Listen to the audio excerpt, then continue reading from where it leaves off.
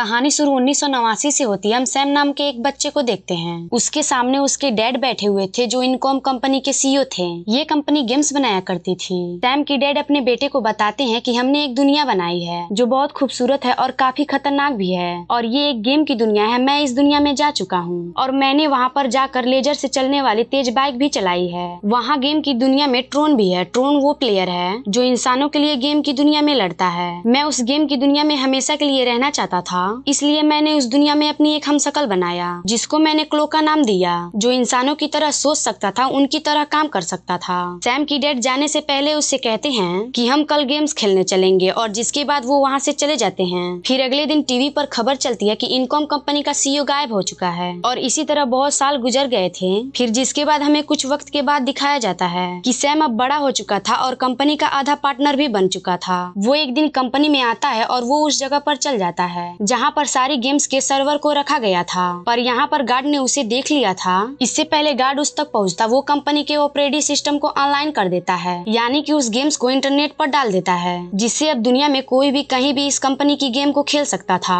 पर तभी इसके पास गार्ड आ गया था। सैम उससे बचता हुआ बिल्डिंग पर से ताकता है और पैराशूट से नीचे कूद जाता है, पर उसको पुलिस ने पकड़ लिया था। लेकिन कंपनी में उसके डैड के एक बहुत पुराने दोस्त थे जो अभी भी वहाँ पर काम करते थे। वो सैम को छुड़वा देते हैं और कहते हैं क्या करते फिर रहे हो तुम्हें भी अब इस कंपनी में काम करना चाहिए, और हाँ, तुम्हारे डैड का मुझे मैसेज भी मिला है। और सैम कहता है ऐसे कैसे हो सकता है, मेरे डैड तो मर चुके हैं या फिर कहीं पर बहुत अच्छी जिंदगी गुजार रहे हैं। सैम की डैड के दोस्त उसे बताते हैं कि इस जगह से तुम्हारे डैड का मुझे मैसेज मिला है, वो जगह कंपनी के अंदर ही है। ये उसको उस जगह के चाबी भी देते हैं। ये दरअसल कंपनी में ही एक जगह थी जहाँ पर उन सारी गेम्स को रखा गया था जो कि अब बंद हो चुकी थी। उस जगह पर आकर एक गेमसी कपड़ा हटाता है जिस पर ट्रोन लिखी हुई थी। ये उस गेम में क्वाइन सिक्का डालने की कोशिश करता है, पर वो नीचे गिर गई थी। जब वो उसे उठाने लगता है तो उधर ये एक बनी हुई लकीर देखता है। अब ये जब उस गेम को हटाता है तो उधर इसको एक रास्ता मिलता है जो नीचे के एक पैखाने की तरफ जाता था, जहाँ पर इसके डैड का सारा सामान पड़ा हुआ था। मतलब कि ये उसके डैड के लैब था जहाँ पर वो बड़ी बड़ी गेम्स बनाया करते थे, जहाँ पर इसके डैड का कंप्यूटर भी था जिसको ये चलाकर उसमें कुछ प्रोग्राम डालता है जिससे वो चल गया था। तभी उससे बहुत सारी रोशनी बाहर आती है और रोशनी के बाद ये दूसरी दुनिया में चला जाता है जो कि एक गेम की दुनिया थी।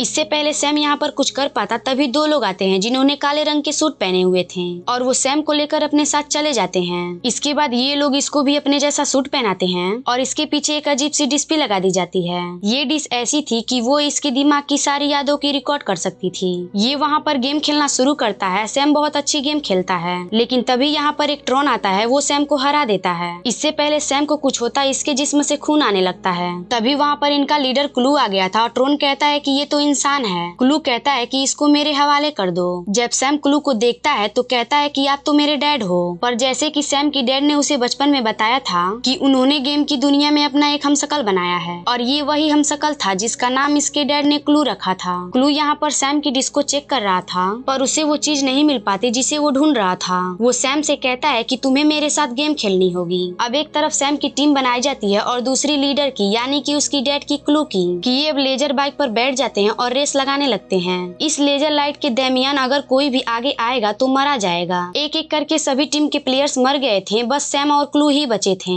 क्लू यहाँ पर सैम की बाइक को भी तोड़ देता है। इससे पहले क्लू सैम पर हमला कर पाता, उसे मारता, तभी यहाँ पर एक गाड़ी रुकती है जिसमें से एक लड़की निकलती थी जिसका नाम कियोरा था। ये लड़की सैम को अब उस जगह पर लाई थी जहाँ पर उसके असल में डैड थे। वो अपने बेटे सैम को देखकर बहुत खुश होते हैं और उससे पूछते हैं कि तुम यहाँ पर कैसे पहुँचे। इस गेम की दुनिया में सैम कहता है कि आपने जो अपने दोस्त को मैसेज भेजा था बस उसी की वजह से। सैम की डैड कहते हैं हम रात को खाने पर बात करेंगे। अब जब रात को ये खाना खाते हैं तो सैम अपने डैड से पूछता है कि आप वापस अपनी दुनिया में क्यों नहीं आए। मैं हमेशा आपका इंतजार कर रहा, पर मैं ये जानता था कि आप कहीं ना कहीं जिंदा हो। उसके डैड बताते हैं जब हमने इस दुनिया को बनाया तो एक जादू, एक चमत्कार हुआ। यहाँ पर इस दुनिया में कुछ प्रोग्राम जिसको आइसोस कहा गया जो खुद ही बन गए, जिन्हें अब बहुत ही इंटेलिजेंट ह्यूमन कंप्यूटर भी कह सकते थे, यानी कि एक ऐसा दिखने वाला इंसान जो कंप्यूटर की तरह काम करता हो, जिससे मैं अपनी दुनिया बेहतर बना सकता था। पर जो मेरा हमशक्ल क्लू था वो मेरे साथ बगावत पर उतर आया। उसने तभी आइसोस कंपनी कंप्यूटर को खत्म कर दिया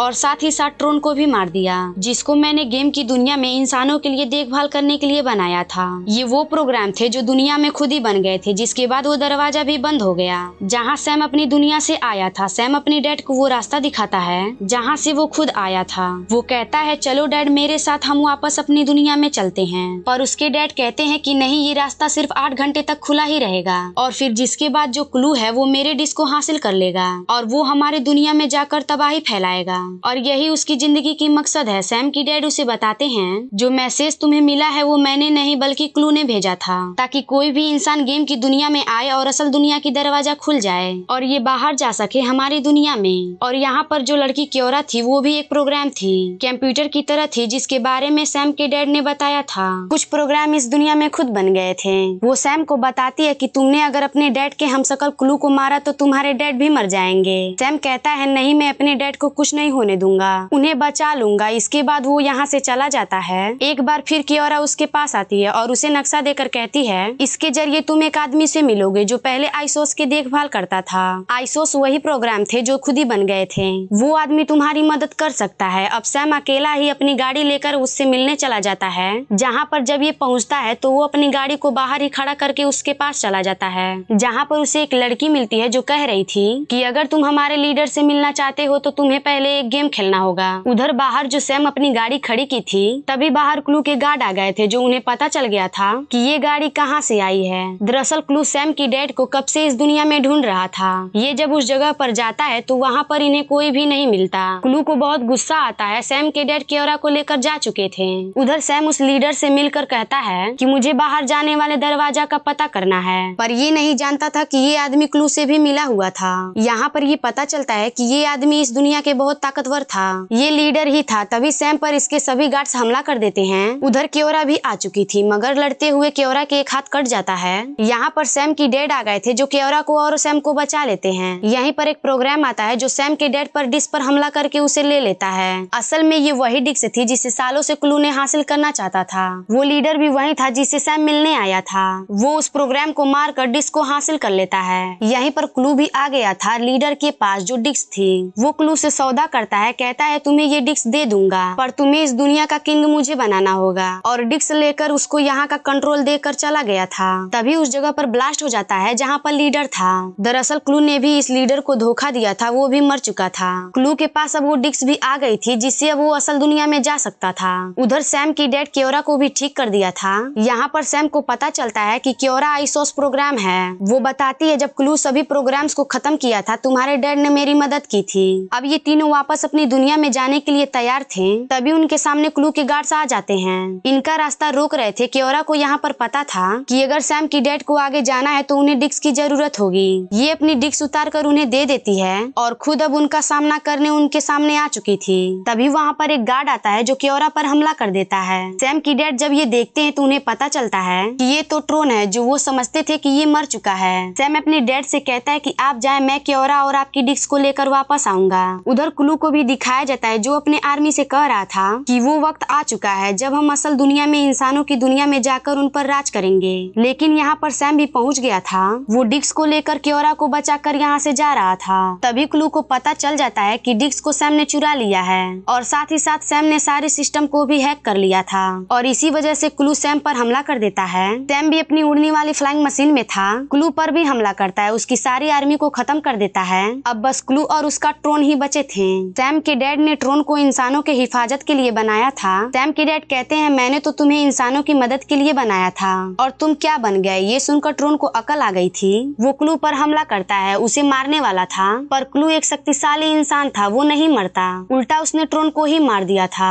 वहीं पर हमें सैम और उसके डैड को क्योरा को भी दिखाया जाता है जो वहां तक पहुंच गए थे जहां से इंसानों की दुनिया में जा सकते थे। पर इससे पहले ये ऐसा करते पर यहाँ पर क्लू आ जाता है जो सैम के डैड पर गुस्सा कर रहा था। कहता है कि तुमने मुझे धोखा दिया है, तुमने कहा था हम ऐसी दुनिया बनाएंगे जो बहुत अलग होगी। सैम की डैड कहते हैं ना तुमने मुझे समझे और ना मैं तुम्हें। मैं तो इंसानों के लिए अलग दुनिया बनाना चाहता था पर तुमने इंसानों की दुनिया में राज करना चाहते थे। क्लू को सैम की डैड समझाने की कोशिश करते हैं पर वो कुछ नहीं सुनता और वो हमला कर देता है। इसी बात का फायदा उठाकर क्योरा सैम को वापस से उसकी दुनिया में जाने वाले रास्ते पर ले गई थी। अब क्लू की हाथ में डिस्क भी आ जाती है पर जल्द ही उसे पता चल गया था कि ये डिस्क क्योरा की है, ना कि सैम की डैड की, जिससे इंसानों की दुनिया में नहीं जा सकता था। सैम अपने डैड को बचाने की कोशिश कर रहा था जिस पर क्योरा कहती है कि तुम्हारे डैड यही चाहते थे कि तुम वापस से अपनी दुनिया में चले जाओ और वो इस गेम की दुनिया को भी बंद कर देंगे। तभी क्लू छलांग लगाकर सैम के साथ इस दुनिया से असल दुनिया में जाने की कोशिश कर रहा था, पर सैम की डैड अपने ताकतों से अपनी तरफ खींच लेते हैं, जिससे इस दुनिया में बहुत बड़ा धमाका होता है और गेम की दुनिया पूरी तरह से खत्म हो चुकी थी। सैम उसी जगह पर वापस आ गया था जहाँ से ये इस दुनिया में गया था, यानी कि अपनी डैड के लैब में। ये गेम का सारा डाटा एक चिप में डाउनलोड करके अपने गले में पहन लेता है और अपने डैड के कंप्यूटर को भी बंद कर देता है। जब ये ऊपर आता है तो उधर इसके डैड के दोस्त थे।